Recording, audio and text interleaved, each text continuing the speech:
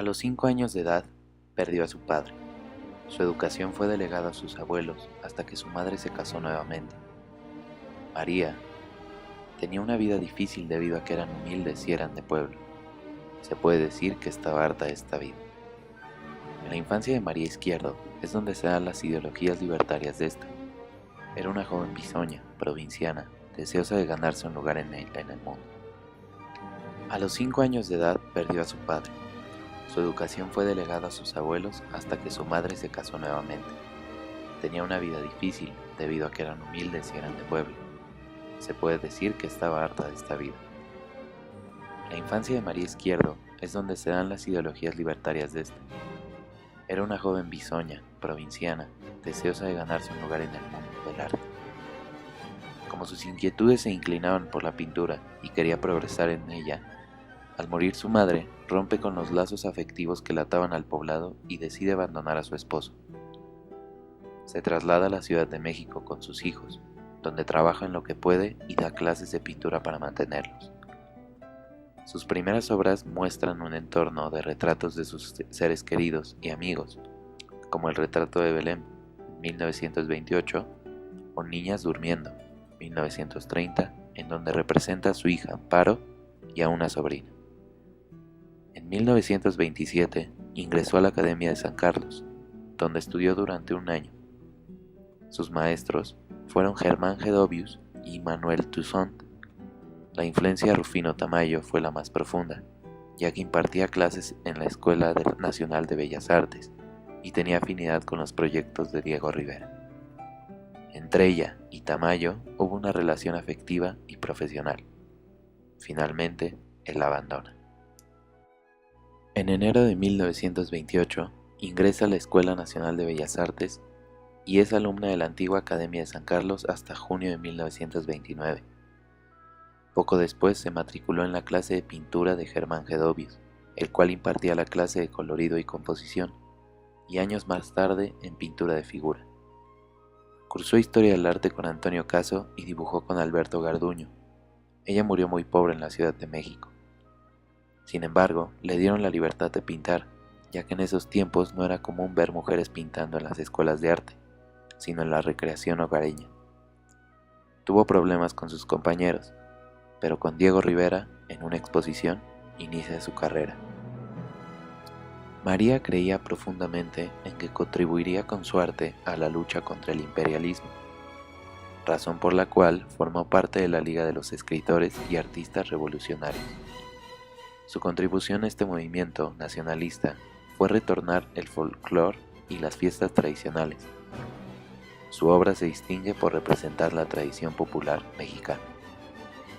María muere en la Ciudad de México el 3 de diciembre de 1955. Antes se sometió a una cirugía cardíaca en 1942, monta una exposición en Bellas Artes y se convierte en embajadora de la pintura mexicana. María sufre una hemiplegia, debido a las críticas y ataques de prensa por su cuadro El gato sabio, que le causó desgaste físico y moral y recayó en una depresión en 1948, paralizando su lado derecho, pero aprende y domina los pinceles con su lado izquierdo y pinta hasta su fallecimiento. Los hechos o acontecimientos históricos que vivió fueron la Revolución Mexicana. En 1921, José Vasconcelos, secretario de la SEP durante el gobierno de Álvaro Obregón, impulsó un movimiento nacionalista para conmemorar el centenario de la independencia, debido a que fue inspirado por el descubrimiento de Teotihuacán. El país salía de la revolución que derrocó la dictadura de Díaz. Era el fin de un dictador que adoptó modas culturales europeas que iban en contra del nacionalismo. Ella tenía solo 19 años de edad cuando Vasconcelos impulsó el nacionalismo cultural. Ella revitalizaba su imagen gracias a los valores artísticos de sus obras con una visión indígena propia, expresada con un lenguaje acorde al modernismo que Vasconcelos impulsó. Otro suceso importante en su vida como artista era el machismo que estaba presente en aquella época y que no permitía a las mujeres realizar trabajos de pintura, ya que ellas se tenían que dedicar al campo doméstico. María logró destacar durante el siglo XX en nuestro país, pero con el paso de la revolución y el fin de esta, hubo cambios radicales en la forma de ser de las mujeres.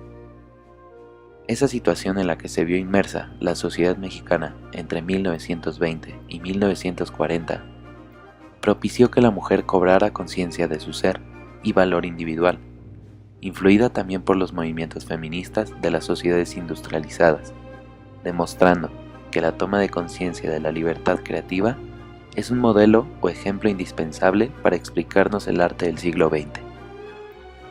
Otro suceso bastante importante que también le tocó vivir a María Izquierdo fue que el ámbito del arte estuvo marcado por un culto excesivo del nacionalismo mexicano y un dominio por parte de los pintores muralistas. María era nacionalista porque en su esencia, temperamento y vivencias llevaba lo mexicano, el mestizaje, las costumbres pueblerinas de San Juan de los Lagos, el paisaje campestre y la visión natural de los objetos artesanales. Ella no eligió ni asimiló la identidad mexicana, es decir, que debido a su experiencia y conocimientos logró ilustrar el nacionalismo mexicano. La temática de sus obras fueron el paisaje, el autorretrato, el retrato, naturalezas muertas, los interiores intimistas y lo anecdótico cotidiano. Sin embargo, más que copiar la realidad, la recrea a su manera, con una refinada espontaneidad y un colorido salvaje, es decir, colores que en toda su intensidad y pureza tienen una sensualidad y un lirismo muy particular, incorporando en sí elementos en apariencia al contexto o situaciones que se vivían en aquella época. El misterio y la magia son temas que se ven representados en sus obras y que captan la atención del espectador.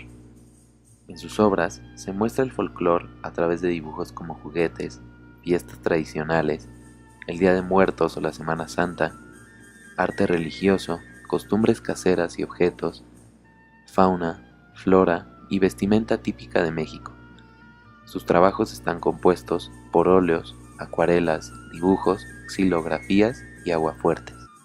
Algunas de sus pinturas son Retrato de Belén, 1928, La Sopera, 1929, El Teléfono, 1931, Hombre con Caballo, 1932, Naturaleza Muerta, 1932, Mi tía, mi amiguito y yo, 1942, Huachinango, 1943, Troje, 1943, Orquídeas, 1944, Viernes de Dolores, 1944, La Tierra, 1945, Coscomates, 1945, Retrato de Edme Moya, 1945, Zapata, 1945, Payasos, 1945, Autorretrato, 1946, Naturaleza Muerta con Huachinangos, 1946, Armario Abierto, 1946,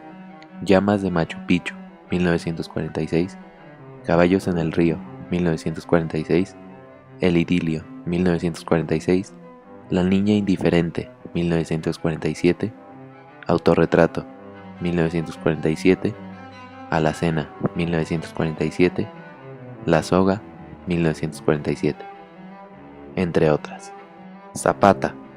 En esta imagen podemos notar a un lado de donde descansa Zapata a los caballos protegiendo su tumba. También se muestran simbolismos, por ejemplo, de cómo el autor plasma la fidelidad de los caballos y de cómo le hacen una reverencia. Por último, en la parte posterior del árbol se ve un pajarito viendo hacia el frente, vigilando también su tumba. En esta primera imagen, titulada Zapata, encontramos un ambiente un poco lúgubre, dentro del cual notamos que en los alrededores no hay nada, como si fuera un desierto, por lo que suponemos que los únicos que llegaron a la tumba de este personaje de gran importancia fueron los caballos y un pájaro postrado en un árbol sin hojas, es decir, que está seco. Otra de las observaciones que se le pueden hacer a la obra es que parece como si uno de los caballos le estuviera haciendo una reverencia a Zapata, como una demostración de respeto por sus grandes logros. Además, hay un segundo caballo, el cual parece que observa la tumba al igual que el otro con un aspecto similar de respeto. Viernes de Dolores. En la obra se plasma la foto de una mujer con lágrimas que debajo tiene una ofrenda. Con esto, podemos ver cómo el autor resalta una de las tradiciones más conocidas de nuestra cultura mexicana, el Día de Muertos, y podemos ver que, como en toda ofrenda mexicana, se coloca lo que más le gustó en vida a la difunta. La tristeza que se nota en la foto de la mujer es la representación de lo que siente por ya no estar viva. En esta segunda imagen, titulada Viernes de Dolores, podemos observar la foto postrada en un pequeño altar de una mujer que al parecer ya falleció. Esto lo podemos deducir por el adornado del altar, con papel maché, frutas, cohetes y una que otra vela, asemejándose a una de las tradiciones más conocidas de la cultura mexicana, el Día de Muertos. Lo que trata de demostrarnos el autor es que nuestras creencias, costumbres y tradiciones siguen fuertemente presentes, aunque nuestra cultura se haya visto a través de los años influenciada por otras diferentes. Orquídeas. Orquídeas, como se llama esta obra, es la representación de una de las flores más representativas de México, aunque esta flor era atípica en las obras de María Izquierdo. La composición de Orquídeas carece de profundidad, un rechazo de la perspectiva tradicional. En vez de ello, Izquierdo proyecta las formas hacia el primer plano y acentúa el complejo y recargado diseño producido por el encaje y los pétalos. En nuestra última imagen, titulada como Orquídeas, se observan 3 flores, las cuales, al igual que el título, son orquídeas. Esta imagen está postrada sobre un primer plano. Las flores se encuentran sobre un encaje blanco. 2 flores se encuentran aventadas sobre el mismo y la tercera se encuentra de pie dentro de un florero. Esto se podría representar como la preferencia que hubo en esa época y la discriminación que había hacia la mujer, debido a que María Izquierdo vivió y enfrentó esta situación y decidió plasmarla en la imagen.